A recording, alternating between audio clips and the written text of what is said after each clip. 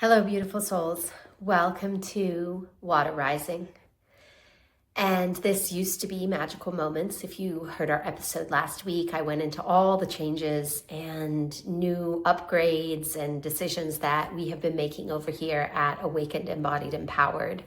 So check that episode out. There's a link in the show notes too if you want to catch up on all we've been doing. So here we are inside of Water Rising, and the topic that wants to come through today, the teaching, is about the art of getting it wrong.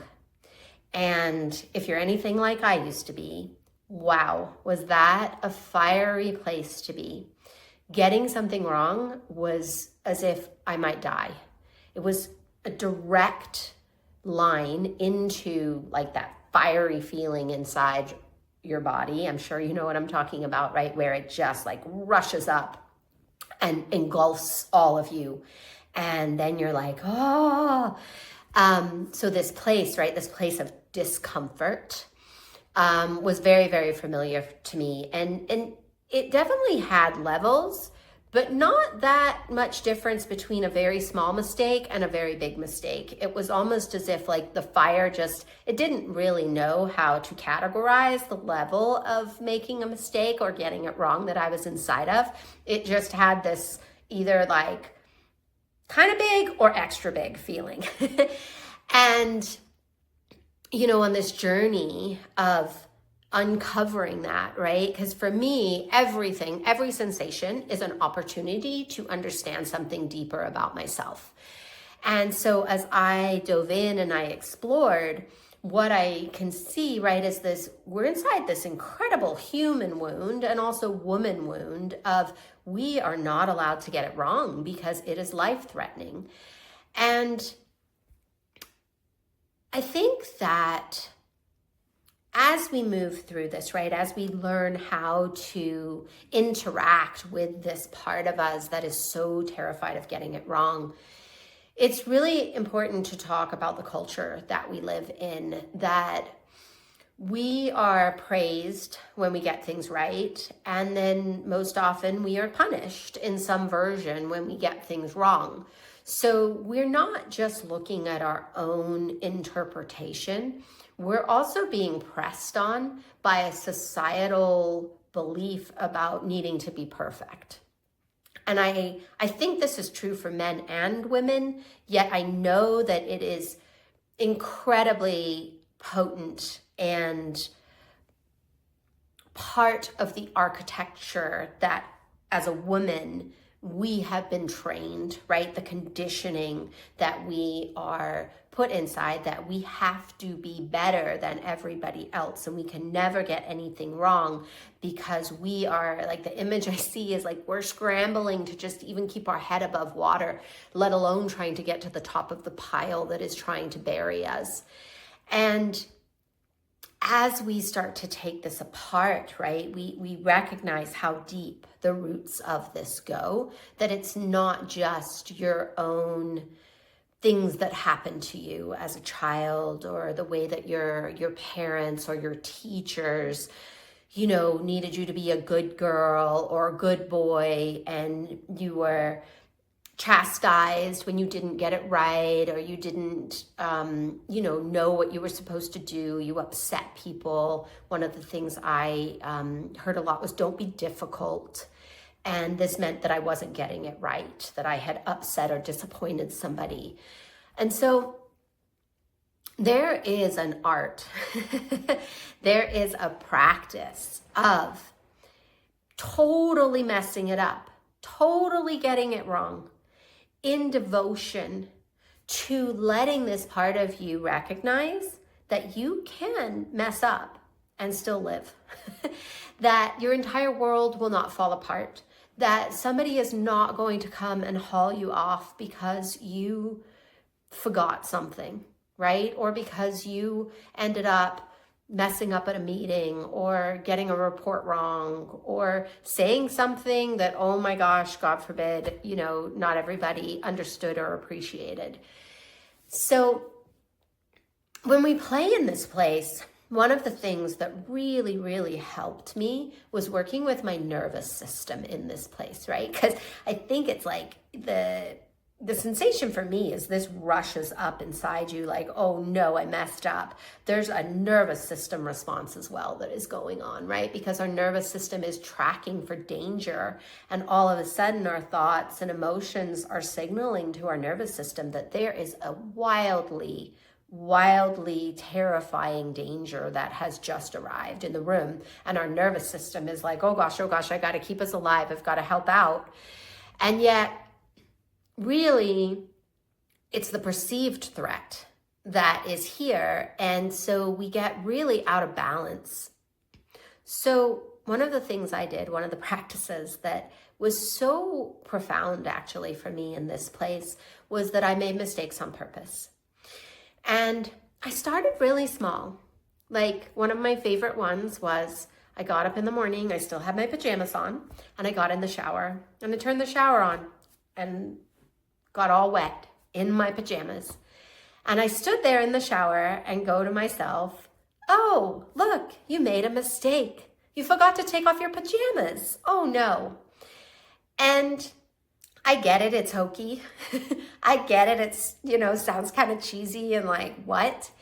But there is this incredible thing that happened where my nervous system saw me make a mistake, saw me laugh about it, saw the ridiculousness of what the story or the conditioning that I had been sitting inside of, and it adjusted. And then, another time I went to make eggs or pancakes maybe, and I cracked the eggs on the floor instead of in the bowl.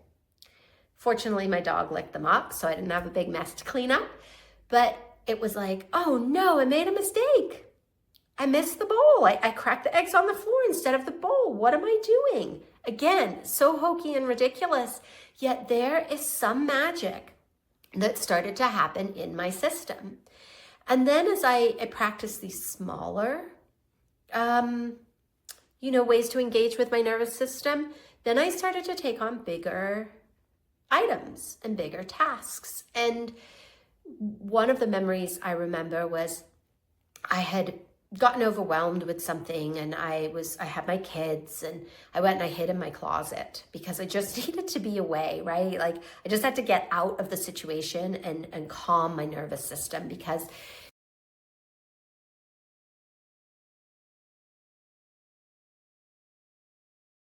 coherence inside of that moment with my kids. So I just removed myself and I was hiding in my closet. And I'm sure you moms know what I'm talking about. Dads too, right?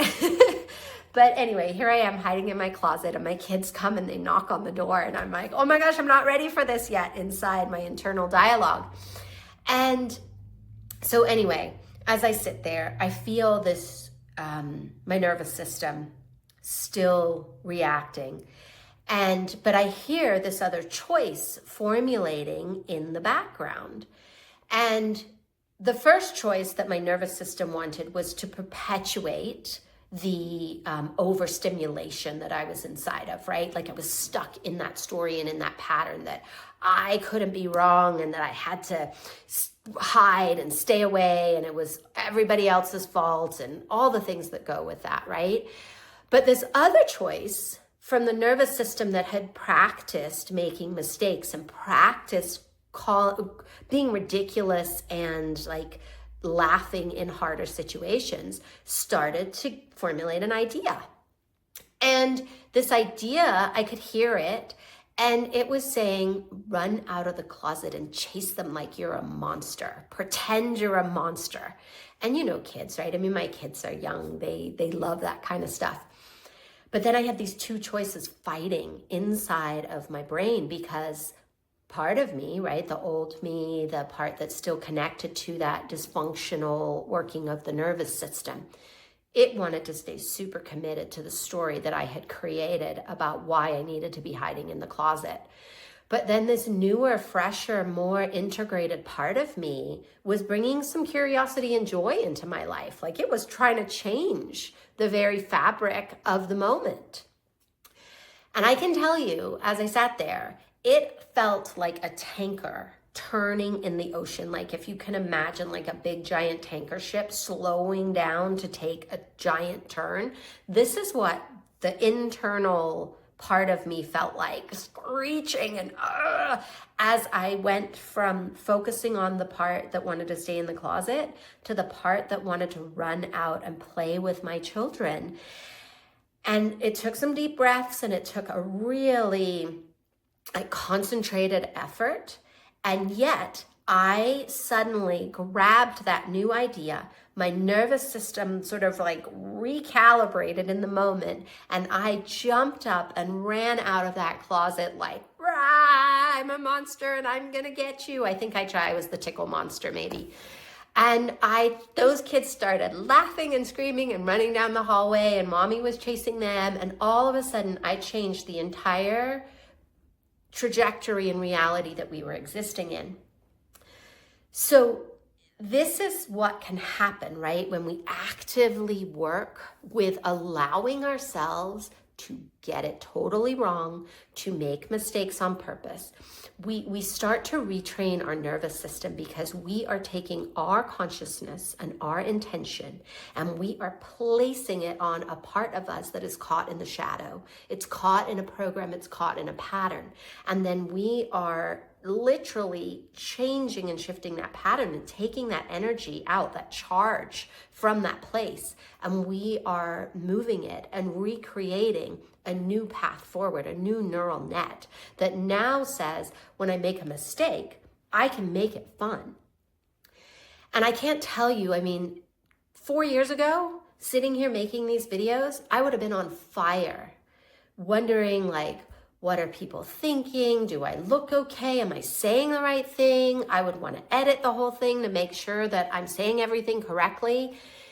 And now with this ability to really be self-referenced and have a nervous system that isn't constantly being ping-ponged around everywhere, I can sit here and really not have too much concern about those things, right? I don't really edit these videos unless there's some giant mistake, but I say the wrong thing. I trip over my words. I pause, right? Like now, what am I saying?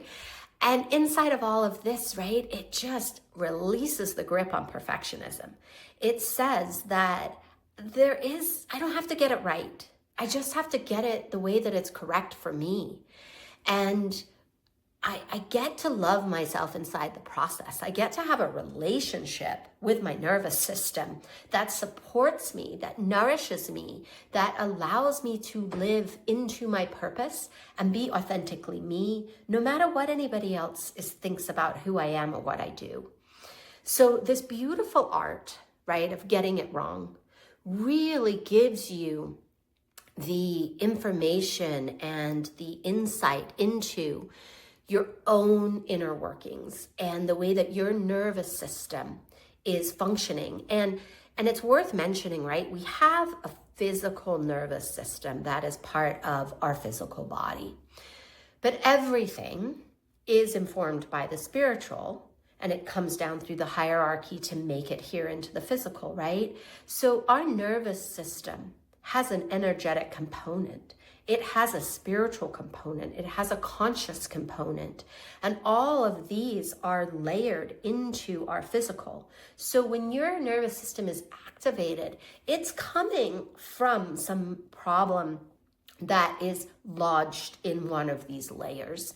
It is not just a physical sensation.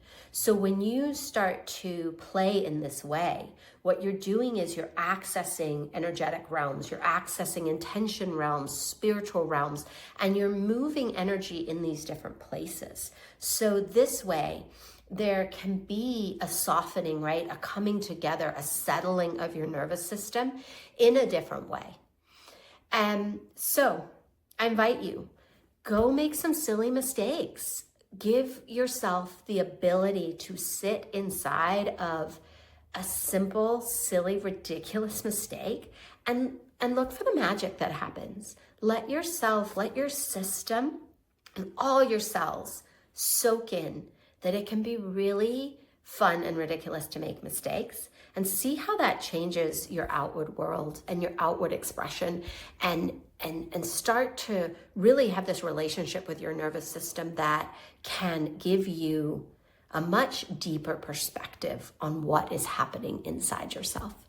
So thanks for being here. Please like, subscribe to the video.